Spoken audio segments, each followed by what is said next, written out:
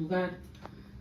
Eu sei que formalmente o agradecimento vai para o Sr. Presidente, mas informalmente um abraço do tamanho do mundo à Dalila pela confiança e sobretudo pela liberdade que ela me deu.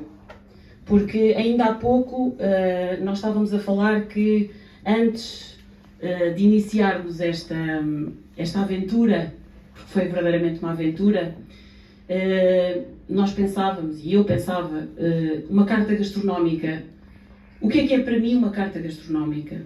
E para mim uma carta gastronómica tinha ingredientes que me obrigavam a muitas viagens, que me obrigavam a muitas conversas, que me obrigavam a conhecer a geografia, que me obrigavam a falar com as pessoas, que me obrigavam a ler os livros, que me obrigavam a ler documentos antigos. E eu queria fazer isso tudo, mas nós tínhamos tão pouco tempo e por isso eu, preocupada, porque queria que este projeto fosse um sucesso, eu, preocupada, tentava sempre dar o melhor. E nunca mais esqueço a primeira conversa que nós tivemos, logo após os primeiros 15 dias no terreno, e foi uma conversa em que eu senti a liberdade que a Dalila me deu para poder levar a cabo aquilo que eu achava que deveria ser uma investigação sobre a identidade gastronómica. Porque o que é isso, identidade gastronómica? O que é que nós dizemos quando estamos a dizer gastronomia identitária? Até porque a gastronomia não tem fronteiras, nem nunca será uma fronteira. Por isso, mais valia descobrir os corredores humanos, os corredores que, sendo físicos, se transformaram em corredores humanos. E por isso eu resvalei imediatamente para os rios, para aquilo que era a sensibilidade geográfica de um rio que tudo leva, mas que tudo traz também, porque as pessoas regressam sempre ao lugar onde foram felizes e nunca esquecem as suas raízes, como dizia o Sr. Presidente há pouco.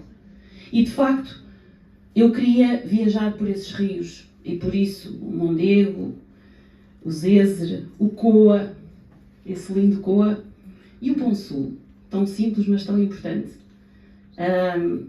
levaram por esses corredores físicos que se transformaram em corredores humanos.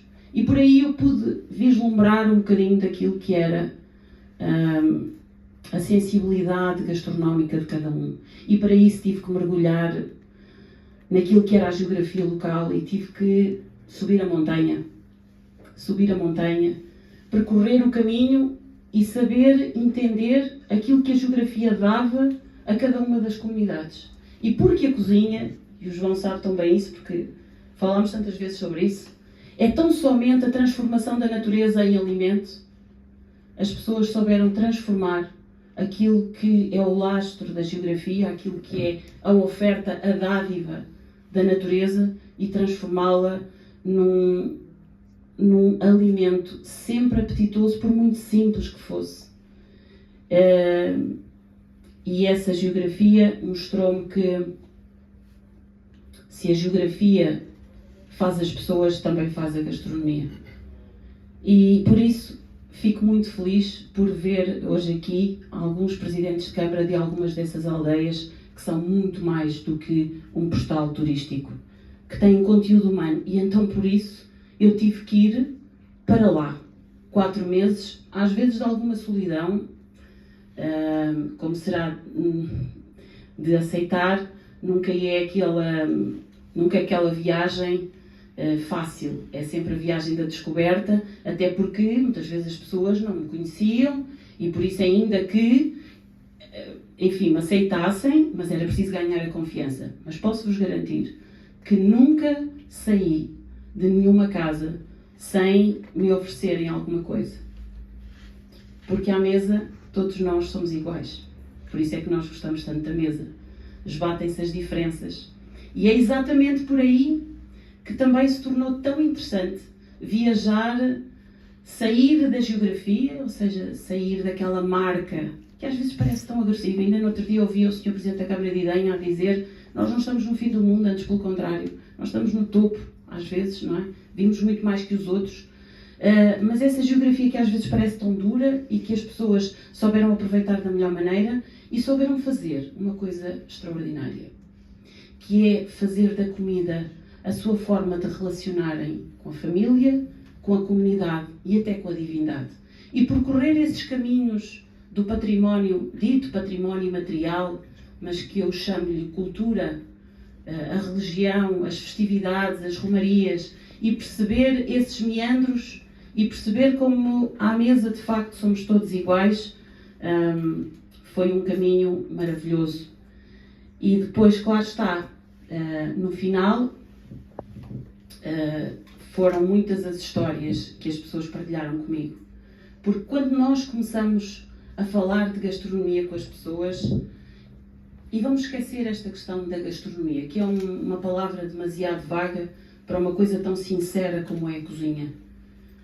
Quando nós começamos a falar de cozinha uns com os outros, nós deixamos os nossos filtros, nós deixamos cair a máscara, um pouco como quando bebemos o vinho,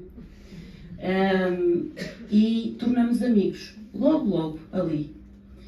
E por isso eu fui confidente, muitas vezes sem o querer.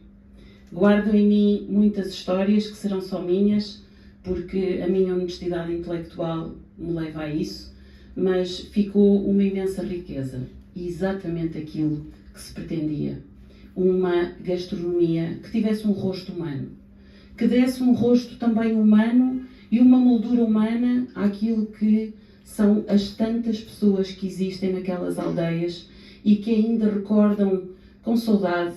E aí também convém ter um pouco de cuidado, porque às vezes a saudade leva-nos a mitificar, mas recordam com muita saudade muitas festividades que aconteciam, muitos pratos que se faziam, e por isso esta obra é um obrigado a todas essas pessoas.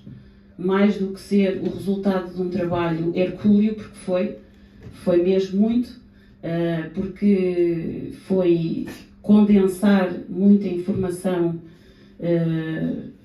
de todas as aldeias, e eu queria que todas ficassem bem representadas, mas mais do que tudo, isto é um agradecimento enorme, é um elogio àquilo que é o papel das nossas cozinheiras, dos nossos cozinheiros, de todos aqueles que cozinharam por um motivo ou por outro, porque nós cozinhamos, não é somente para matar a fome, mas sobretudo para fazer os outros felizes. E isso era tão notório, porque quando um filho me dizia, eu lembro-me de que a minha mãe fazia aquela receita, mas aquilo era tão simples, olha, hoje eu se calhar hoje até já nem acho a piada, mas naquela altura sabia-me tão bem. O que era? Era só o amor de mãe que estava naquela refeição. Isso é uma coisa extraordinária. Mas até agora falámos daquilo que foi esta viagem pela cozinha das aldeias históricas, sempre guiada por estes corredores físicos que se tornaram em corredores humanos, entre estas montanhas que se abraçam e que também me abraçaram a mim. Aliás, eu que sou uma mulher da beira litoral, a montanha agora é o meu lugar, rapidamente percebi que, mais do que tudo, eu ficava mesmo muito feliz e considerava um privilégio ter sido escolhida para fazer este trabalho, mas ficava ainda muito mais feliz pelo futuro.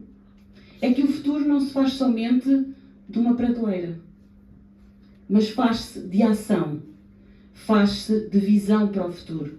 E por isso, Sr. Secretário de Estado, ainda mais com a relação que eu tenho com o Turismo Portugal, que também dou aulas em algumas escolas, fico muito feliz por este também ser um caminho para uma visão de turismo gastronómico, para uma visão de podermos utilizar para o futuro aquilo que é a nossa cozinha. Não ficarmos agarrados àquela ideia do que o antigamente é que era bom e de que vamos recuperar as receitas e mantê-las, porque a receita evolui. Aliás, se há coisa precisamente que esta obra mostra, é precisamente que as receitas evoluem. Porque quando estava a mãe e a filha, e às vezes a neta, a versão da mãe, ou antes a versão da avó e a versão depois da mãe e da filha eram todas elas completamente diferentes, o que mostra que há essa evolução. E, portanto, sentir, e foi exatamente assim que eu fiz a investigação, foi com esse ponto de partida. sentir que esta era uma obra que era um ponto de partida e não nunca um ponto de chegada, deixou-me imensamente feliz. E por isso, este foi um caminho pela cozinha das aldeias históricas, um caminho naturalmente dentro de mim, como acontece com todos os trabalhos que nós fazemos, mas sobretudo uma visão daquilo que nós queremos para a nossa gastronomia. A gastronomia que hoje recebeu uma notícia extraordinária, considerada a quarta melhor, ou pelo menos a quarta mais aplaudida pelo aquilo que são os visitantes. O que nós queremos para a gastronomia portuguesa, o que nós queremos dizer que é a nossa cozinha tradicional e, sobretudo, como a queremos levar para o futuro. Até porque, do meu lado direito, eu tenho o João Rodrigues, que é alguém que leva a cozinha para o futuro. E é exatamente assim que nós devemos sentir que vale a pena fazer a investigação. É sabermos que aquilo que é a nossa recolha hoje é a nossa recolha de hoje. Se eu fizesse este trabalho há 30 ou há 40 anos atrás, seria completamente diferente. É o hoje. Mas termos o hoje a pensar no amanhã é o que nos pode deixar mais felizes. E por isso, sentir-me muito feliz exatamente por esta concretização. Agradecer ao João, que está ali, que fez a cartografia. Tem cartografia.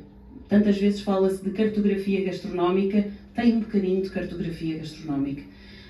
Usarmos aquilo que são os mapeamentos para nos orientarmos traz sempre bons resultados. Permite uma leitura fácil e permite uma leitura que vai para o futuro.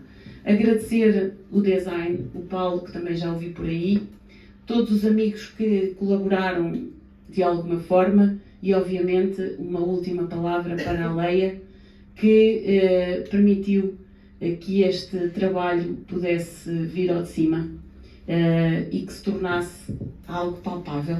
Eu, quando cheguei aqui, foi a primeira coisa que eu fiz, foi agarrar e sorrir num sorriso que é mesmo isso. Feliz por saber que com este trabalho poderemos acrescentar valor às nossas aldeias, dar mais vida às pessoas que lá vivem e podermos engrandecer, sem sombra de dúvida, a nossa grande, maravilhosa e tão nossa gastronomia portuguesa. Agora dou a palavra ao João. Desculpa, João.